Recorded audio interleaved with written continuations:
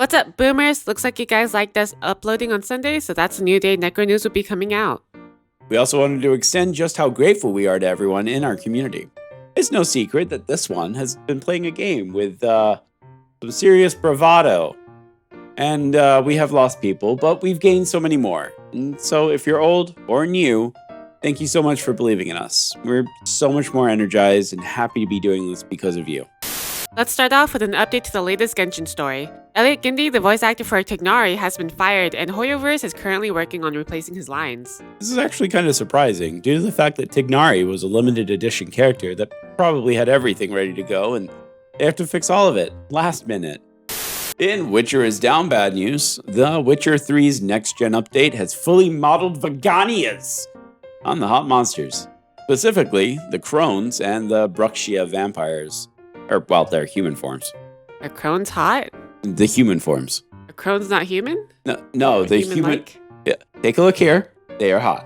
I'm assuming you have a picture up. Yes. That I don't see you.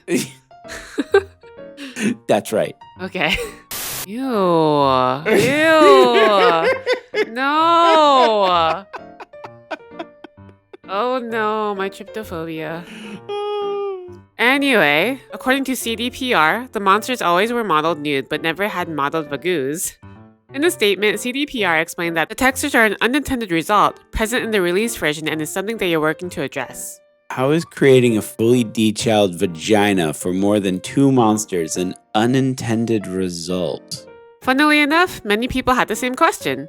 And the creator of the down bad mod Vaginas for Everyone is claiming that CDPR used his mod for the update without permission. CDPR, of course, has not made a statement on this. They did say, however, that they're putting out a performance patch soon. In other news, Dead Island 2 has been delayed again. Deep Silver originally slated the game for a February 3rd release, but then it was pushed to April 28th, and then everyone bitched about it online, and now it's coming out a week earlier, on April 21st. For fun, let's take a look at the timeline for Dead Island 2. It's content. So, the game was first announced at E3 in 2014, and was going to be developed by Jaeger Development, with a scheduled release of sometime in 2015. Then it got cancelled, being almost completed, and Jaeger got kicked off the project and filed for insolvency. In 2016, development was given to Sumo Digital, with the release date being soon, though Deep Silver promised it was still in development. They did that again for 2017 and 2018 until finally in 2019 they said, lol, actually it's being made by our internal studio, Dambuster Studios.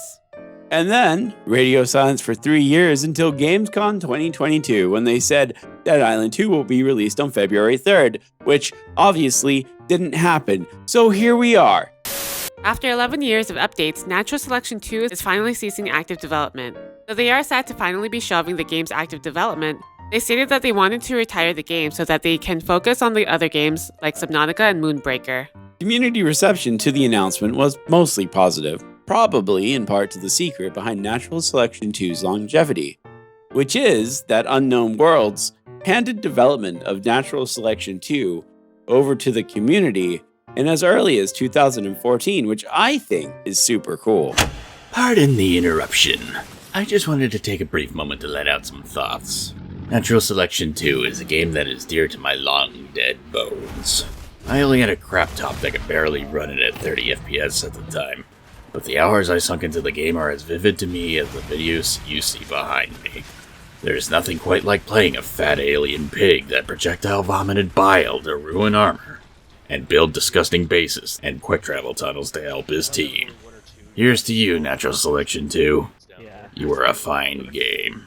Speaking of taking community work and turning it into a game update, there is, unfortunately, a significant yet small update to the Team Fortress 2 and its big update-sized update.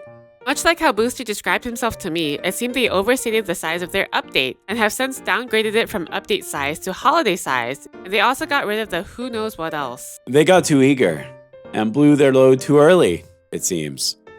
Time for some gaming and VTuber news, specifically with Yakuza Ishin. For those of you who don't know what Yakuza Ishin is, it's basically the cast of Yakuza, but cosplaying a bunch of the Shinsengumi. In this upcoming game, Nyanners will be featured as a collectible guest trooper card, which are like combat items that have special effects. And she's not the only one that has a card. Wrestler Kenny Omega, musician Alex Mukala, and other notable celebrities will appear in the game as these combat cards. Fun fact, I have known about this game since like 2014. Played it on the PC once. Yeah, good game.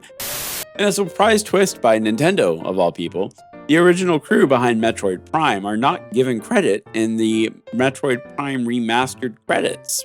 The entire team responsible for the game's existence is simply relegated to based on the work of Metroid Prime development staff.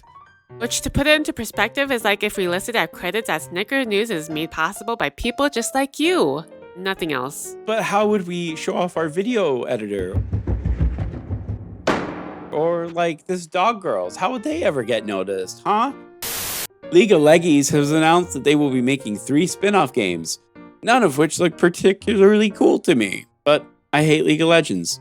The first of these games is Mage Seeker, which is a 2D action RPG where you play as Silas, but not much more is known about the game. The second is called Convergence, a League of Legends story. As you play as a dude named Echo, and looks like a Prince of Persia, Metroidvania-styled game. That's cool. I liked Echo in the... Oh wait, you know who Echo is? Only because of the show. Oh. It's cool. Ellie knows more about League of Legends than me. Ellie League of Legends stream when? Never. Never say never. When are you Shut going the to? Finally, a narrative-driven adventure game called The Song of Nunu? Yes. Which allows you to play as Nunu and explore the world of Freylord.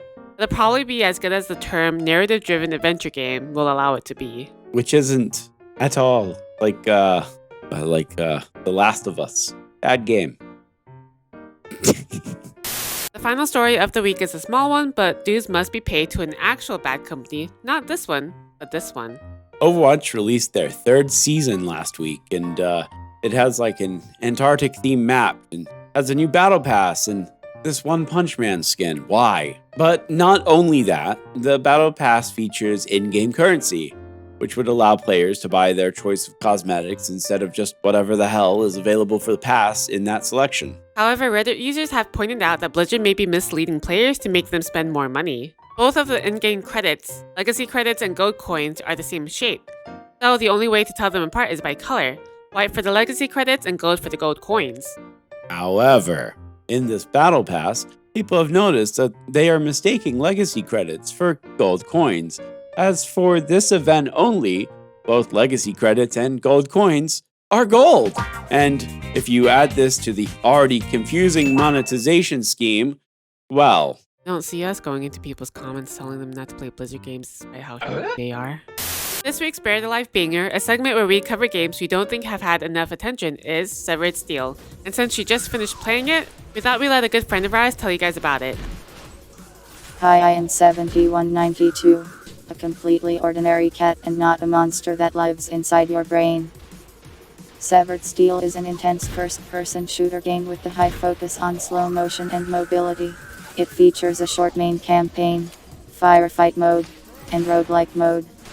The levels have interesting designs that allow the game to show off its mechanics in engaging and fun ways, and it's all complemented by an amazing soundtrack that suits the gameplay.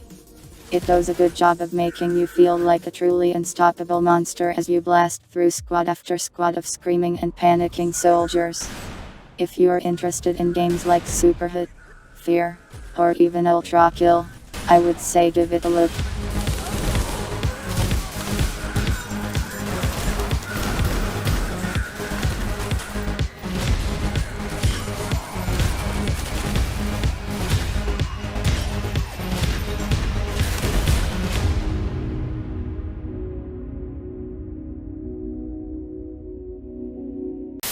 So here are all the games that are coming out this week. There's a lot of good games coming out, like Yakuza Ishin, Atomic Heart, Atomic Heart, Atomic Heart, Atomic Heart. It's coming out! I've been waiting 8 years for this game! I'm very excited. And also, here is our schedule for next week.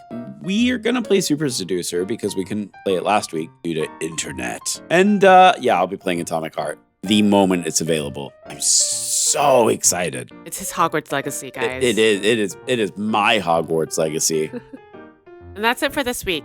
I wanted to say it again, and thank you to everyone who joined the Potato Harry Potter stream last week. It meant a lot because it was potatoes. It was a potato. You can even go watch it here. The link's there. And if you guys want to see more of this cute girl being sappy, you should totally sub to us. Do it. Subscribe. Until next week, everyone. Bye. Goodbye.